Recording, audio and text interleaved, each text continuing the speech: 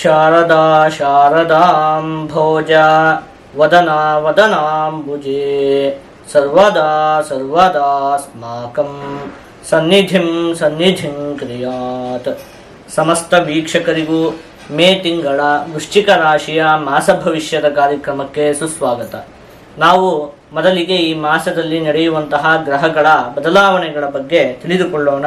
ಈ ತಿಂಗಳ 1ನೇ ತಾರೀಕಿನಂದು ಬೃಹಸ್ಪತಿ ಗ್ರಹ, 14ನೇ ತಾರೀಕಿನಂದು ರವಿಗ್ರಹ, 19ನೇ ತಾರೀಕಿನಂದು ಶುಕ್ರಗ್ರಹ ವೃಷಭ ರಾಶಿಗೆ ಪ್ರವೇಶವನ್ನು ಮಾಡ್ತಾ ಇರುವಂಥದ್ದು.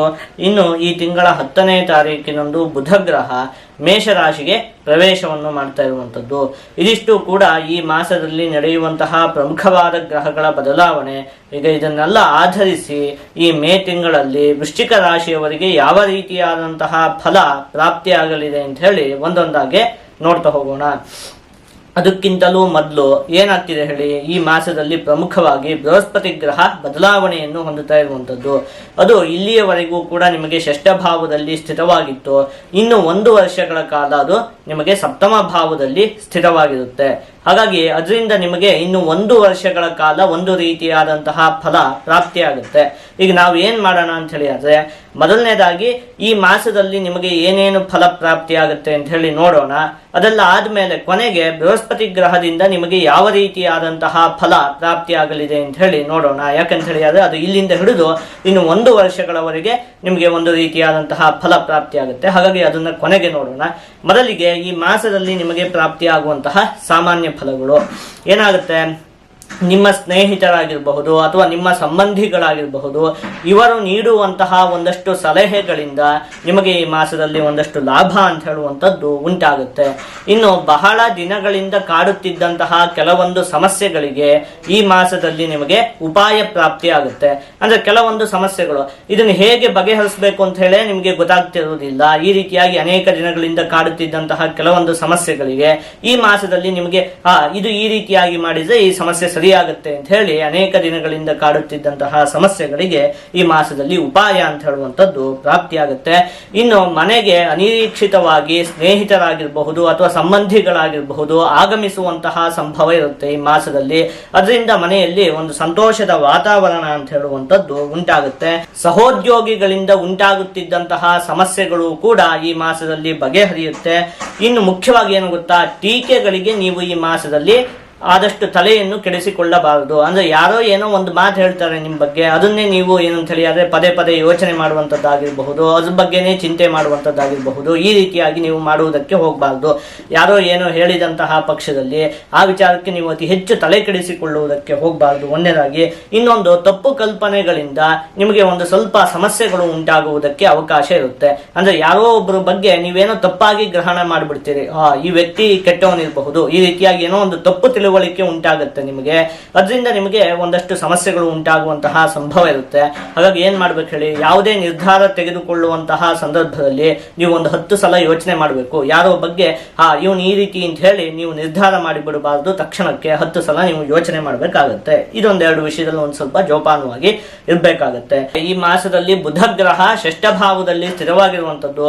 ಈ ಬುಧಗ್ರಹದಿಂದ ನಿಮಗೆ ಅತ್ಯಂತ ಉತ್ತಮವಾದ ಫಲ ಅಂತ ಹೇಳುವಂಥದ್ದು ಪ್ರಾಪ್ತಿಯಾಗುತ್ತೆ. ಆ ಸಂದರ್ಭದಲ್ಲಿ ವಸ್ತ್ರಲಾಭೋ, ಧಾನ್ಯ ಲಾಭೋ, ಧನಲಾಭೋ, ಮನೋಧೃತಿ, ವಿದ್ಯಾ ವಿನೋದ ಸೌಖ್ಯಂಚ ರಿಪುಸ್ಥಾನಗತೆ ಬುಧೆ ಅಂತ ಹೇಳಿ ಹೇಳಿರುವಂಥದ್ದು. ಮುಖ್ಯವಾಗಿ ಏನು ಬಟ್ಟೆಯ ಒಂದು ಲಾಭ, ಅದಾದ್ಮೇಲೆ ಏನು ಧನ ಲಾಭ, ಹಣಕಾಸಿಗೆ ಸಂಬಂಧಪಟ್ಟಿರುವಂತಹ ವಿಚಾರದಲ್ಲಿ ಉತ್ತಮತೆ, ಮನೋಧೃತಿ ಮನಸ್ಸಿಗೆ ಒಂದು ಶಾಂತಿ ಅಂತ ಹೇಳುವಂಥದ್ದು ಕೂಡ ಪ್ರಾಪ್ತಿಯಾಗುತ್ತೆ.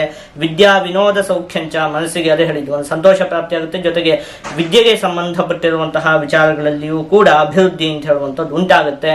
ಈ ರೀತಿಯಾಗಿ ಬುಧಗ್ರಹದಿಂದ ನಿಮಗೆ ಈ ಮಾಸದಲ್ಲಿ ಅತ್ಯಂತ ಉತ್ತಮವಾದ ಫಲ ಅಂತ ಹೇಳುವಂಥದ್ದು ಪ್ರಾಪ್ತಿಯಾಗುತ್ತೆ. ಇದಿಷ್ಟು ಕೂಡ ಏನ್ ಹೇಳಿ ಈ ಮಾಸದಲ್ಲಿ ನಿಮಗೆ ಪ್ರಾಪ್ತಿಯಾಗುವಂತಹ ಸಾಮಾನ್ಯ ಫಲಗಳು. ಈಗ ಏನ್ ಮಾಡೋಣ ಅಂತ ಹೇಳಿ ಆದ್ರೆ, ಬೃಹಸ್ಪತಿ ಗ್ರಹದಿಂದ ಯಾವ ರೀತಿಯಾದಂತಹ ಫಲ ಪ್ರಾಪ್ತಿಯಾಗುತ್ತೆ ಅಂತ ಹೇಳಿ ನೋಡ್ತಾ ಹೋಗೋಣ.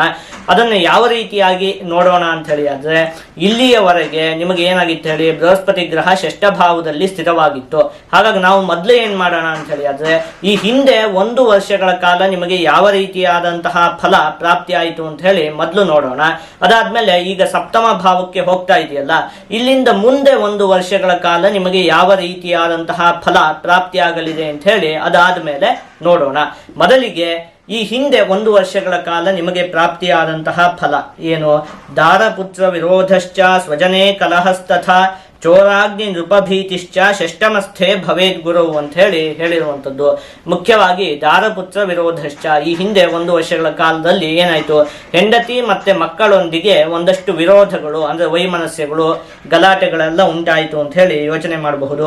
ಅದಾದ್ಮೇಲೆ ಏನು, ಸ್ವಜನೇ ಕಲಹಸ್ತತ, ತಮ್ಮ ಜನಗಳೊಂದಿಗೆ ಕಲಹ ಅಂದರೆ ನಿಮ್ಮ ಸ್ನೇಹಿತರಾಗಿರಬಹುದು, ಒಟ್ಟಿನಲ್ಲಿ ನಿಮ್ಮ ಜನಗಳು, ನಿಮ್ಮ ಸುತ್ತಮುತ್ತ ಇರುವಂತಹ ಜನಗಳು, ಅವರೊಂದಿಗೂ ಕೂಡ ಒಂದಷ್ಟು ಕಲಹಗಳು.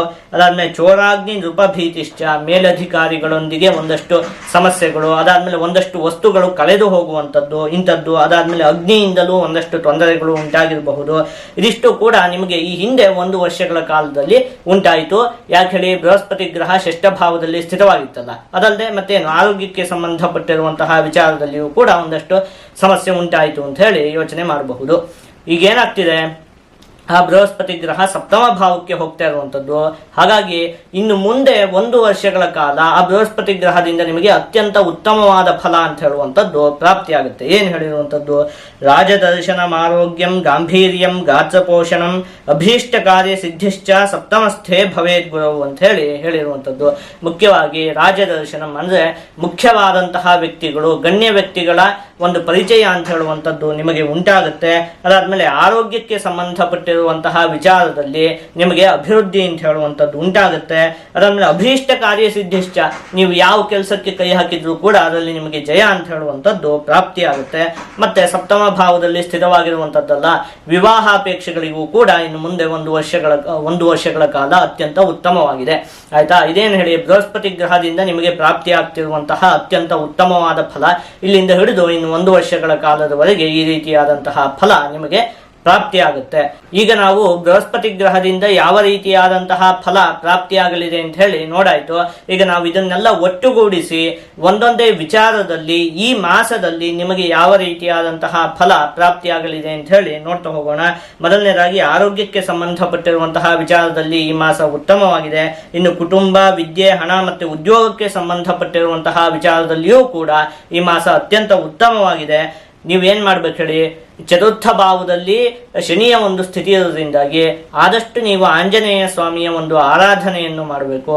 ಹೀಗೆ ಮಾಡುವುದರಿಂದ ನಿಮಗೆ ಇನ್ನೂ ಕೂಡ ಅಭಿವೃದ್ಧಿ ಅಂತ ಹೇಳುವಂಥದ್ದು ಉಂಟಾಗುತ್ತೆ.